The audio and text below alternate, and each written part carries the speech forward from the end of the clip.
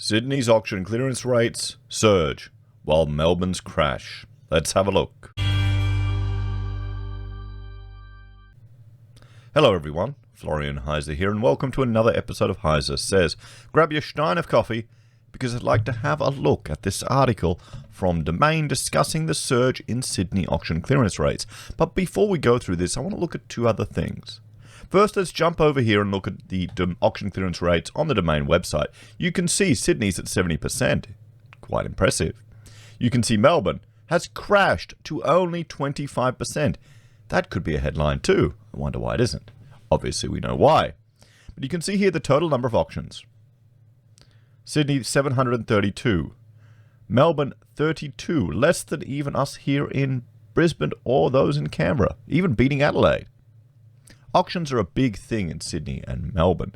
Not so much in other capital cities of Australia. Although agents I've spoken to said they're encouraged to do auctions. So confirmed results. This is when they've actually received information. 545 in Sydney, 28 in Melbourne. Now, how many of those 545 have sold? Only 380 in Sydney. Only 7 of the confirmed results in Melbourne sold. 109 were withdrawn. 109 were withdrawn. In Melbourne, 17 were withdrawn, which isn't surprising. 56 were passed in and 4 were passed in. Now, the problem is, it's those 200 odd, a bit less, about 180 odd results that Sydney doesn't have a results for.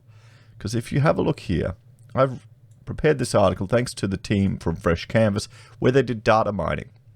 Data mining of the real estate websites, because there's actually a range of auction results. Now, they've advertised the 74% result in this example.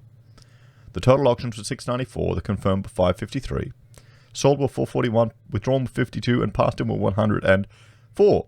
So you had unconfirmed of 141. So that means you have a range, depending on what the unconfirmed data is, because you've got an unconfirmed here between these two numbers. That means that what they're reporting here is always leaning towards a more positive result than the potential worst case result. There is a range, and they never clarify that, or it's not clearly expressed. They consider the data that they've got to be, well, pretty much continuing playing out through the data that hasn't been received, even though they can check it themselves with addresses. And here's the kicker.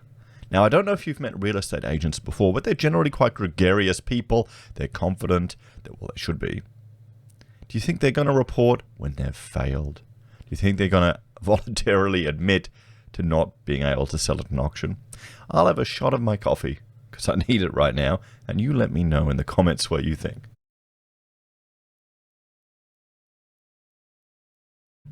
So that's the issue there. Have a look at this article.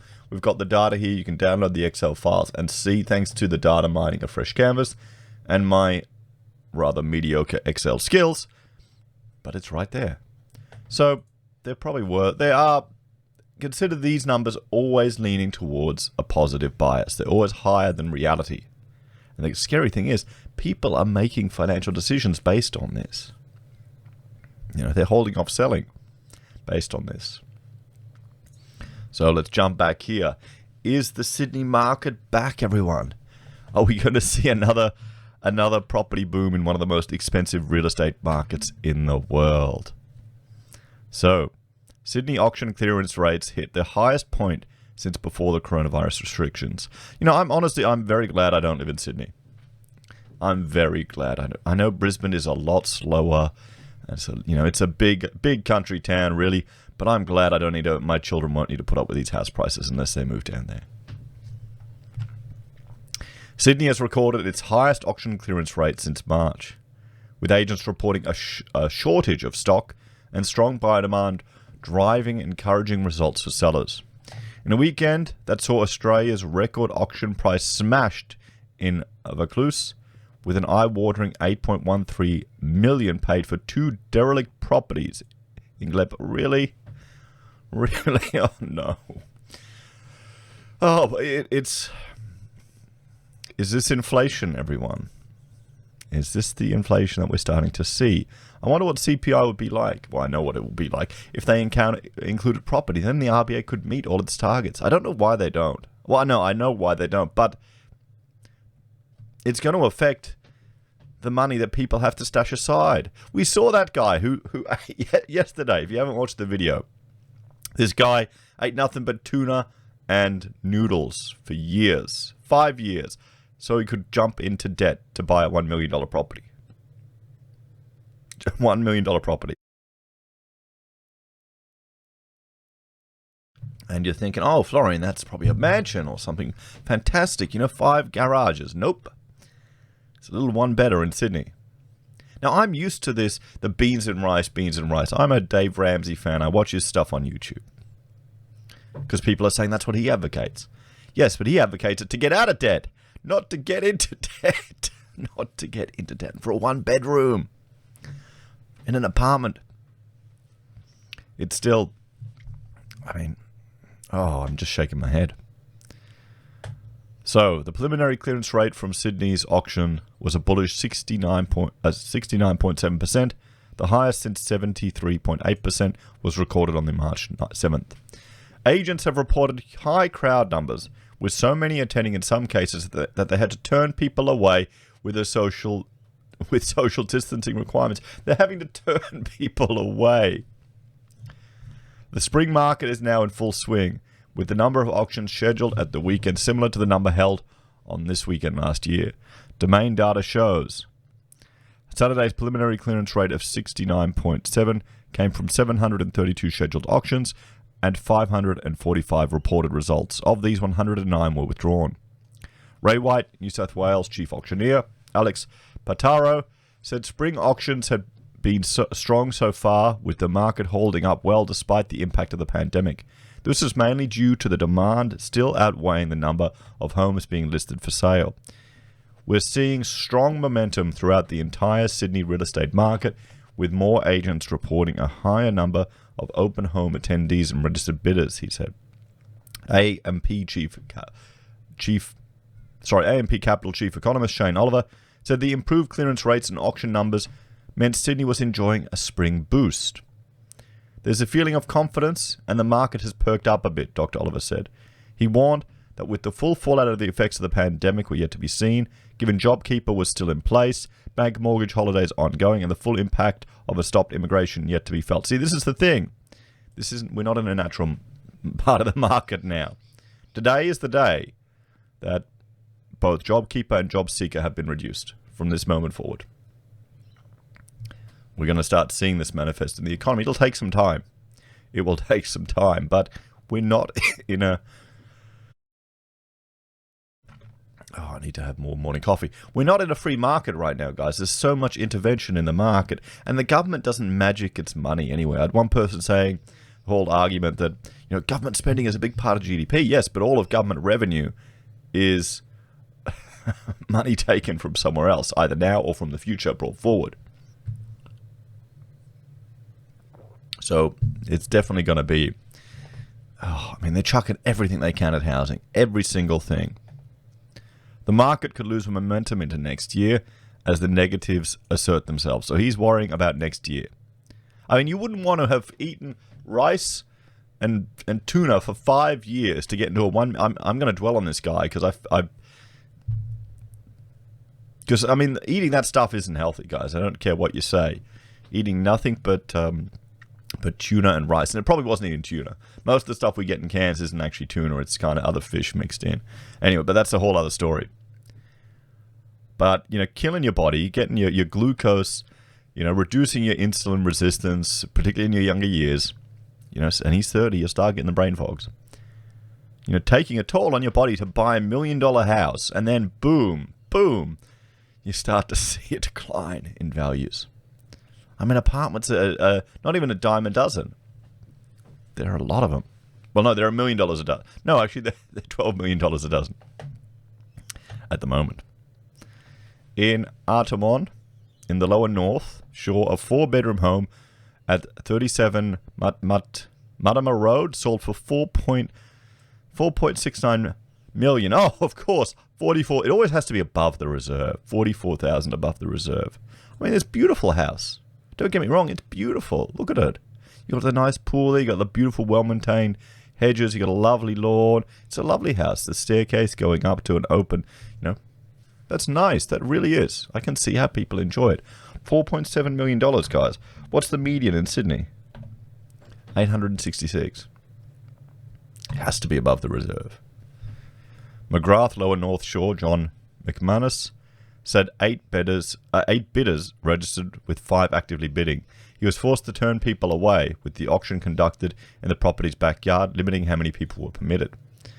An opening bid of $3.5 million set the scene, and a young family local to Artarmon were the winning bidders. The vendors are moving to the northern beaches, he said. This house has one of the best renovations in Armaton, he said. It will suit the young family moving in. They'll enjoy it for years, as have the family leaving. The sale was one of the weekend's biggest, but well below the record-breaking sale of 42 Vaucluse Road in Vaucluse. I mean, that's what you're paying for, guys. You're paying for the view. You're paying for the view. The 5-bedroom home became the most expensive house sold at auction in Australia when the buyers, a young Chinese couple, made a $24.6 million bid to clinch the deal. See, and this is the thing. This is the thing where you've got people concerned, or people saying that foreign investment isn't making a difference on the property market, or particularly Chinese foreign investment isn't making a impact on the property market. I saw Martin North mention that with Mike Martins the other night on their interview. Now, I looked into this as well. You can see here on this chart from the Foreign Investment Review Board how many new purchases, new building approvals were for foreign investors. Now, they're right. China isn't the number one source of foreign investment in real estate. But they're the most numerous source of foreign investment. So rather than big conglomerates coming in, buying big projects, maybe developing big things to on-sell to other people, you're getting thousands of people coming in and buying properties. 51% of them in the data I looked at was from China, of the real estate purchases. So what do you think is going to have an impact on property? A few big developers coming in, maybe doing big projects or big developments, then on-selling them to Australians and foreigners, or thousands upon thousands of people buying houses, property, apartments. What do you think is going to have the greatest inflationary effect on the small guy? Because you have to remember, everyone, whenever money is borrowed, it's created, and that results in a bubble. This is the Candlon effect if you're not familiar with it. So I'll read it to you. The effect refers to the change in relative prices resulting from a change in money supply. The change in relative prices occurs because the change in money supply has a specific injection point and flow path through to the economy. Australia's housing. You either have foreign investment, you've got the whole, is Australia just a method for money laundering as well? I mean, that's a whole other topic to discuss that I haven't even looked at because it's probably a little bit too depressing. People want happy news. I'm giving you happy news, guys. High auction clearance rates. But still, you can see how this is going to have an effect. This is an edge case. Not every house in Sydney has been bidded up to this much, but people are going to see that and think, oh, my house will be worth more now. Look at what that's going for. And the agents will try it. People will buy it. So, in Glebe, one of the suburbs' largest land offerings sold for a combined $8.13 million under the hammer, smashing its reserve by more than $2 million in total. A crowd of about 150 turned out to watch the auction of 2 rundown freestanding houses at 1 and 5 Alexandra Lane, a combined 1,764 square meters. Auctioneer Damien Cooley said, "You can't change the fit-outs, but you can't change the location, and you can't change the way it faces. They're the most important things in real estate, so you're buying the land. It's a promising sign where things are headed. We could well be on the cusp of a very strong, if not booming, marketplace." Could we be returning to a booming marketplace in property? This is the thing. The big concern that could emerge now is that we could have a 2-speed economic recovery. We could have a K-shaped recovery. Are we starting to see this manifest? Because there have been a lot of people that haven't actually been impacted by this economic lockdown. There's some people who are doing better off. And I'm not talking about the person who's only working like 15 hours a week and suddenly they're getting, more money on JobKeeper. I'm talking about people in civil service roles who have seen no impact at all to their income. In the city's south, a 5-bedroom Malabar home close to the beach that includes its own pool sold under the hammer for $3.2 million. The sale price for the unique 2-story home at 61 Victoria Street was $100,000 above reserve. It's always above reserve. You're a loser if you don't sell above reserve, guys. Your house just didn't cut it. So Ray White, Marlborough, South Coogee, director Nadia Hotat, said 3 registered bidders were competing for the home. Many of its external walls are windows to take advantage of the beach views. The ultimate buyer were a family of 5 upsizing from the North Shore. The market is strong this spring, especially coastally, where there's a real shortage of stock, he said. There's no doubt demand is outstripping the supply available, so when something does come to the market, buyers are just going crazy over it.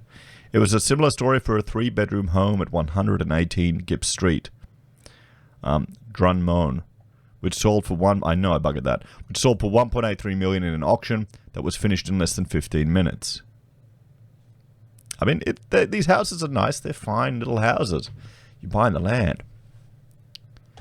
Ray White, Fiona Hallams said a newly married couple snapped up the bidding home against 4 other registered bidders. There's been some more stock coming on this week, but demand is outstripping the supply and the momentum is so good right now, she said. Confidence is high, and it's been quite some time since I've seen this many people out. Meanwhile, in the ritzy eastern suburbs, a 2-bedroom home at 224 Edgecliff Road sold under the hammer for just above the price guide of 1.7. The final price was withheld. I mean, you're paying for the tree there, I think, in many regards. Lang and Simmons Double Bay, Sebastian Maxwell said the price was bullish for the home, a deceased estate which was in disrepair and did not have a car park. I mean, who needs a car in Sydney these days? A 2-bed, 1-bath, guys. It was a good auction, and there were lots of young families interested, Mr. Maxwell said. In a 2-bed, 1-bath? The home was snapped up by an investor, one of 6 registered bidders. Mr. Maxwell said the home would need between $100,000 and $200,000 spent on renovations before it could be leased. So there we have it, everyone. Is the Sydney market starting to boom? When we've got record high unemployment. When the last time Australia entered a recession, it took 10 years for the employment rate to reach that level. Are we seeing the beginnings of a K-shaped recovery, everyone? That's probably the question to start talking about now. And is that going to see a greater divide between the haves and the have-nots in this country? And will that lead to any social unrest? Or do we just all need to jump into property, guys? What do you think? As always, thanks for watching. Let me know your thoughts and opinions in the comments down below. If you're a fan and want to support the channel, there are a few ways you can. You can join us on YouTube or Patreon. You can support us using our affiliate links at Amazon, eBay, Independent Reserve, or Kucoin. You can buy a merch from HeiseSays, use Gold Pass from the Perth Mint, or support us via PayPal. Take care, guys. Have a great day. I'll see you in the next episode.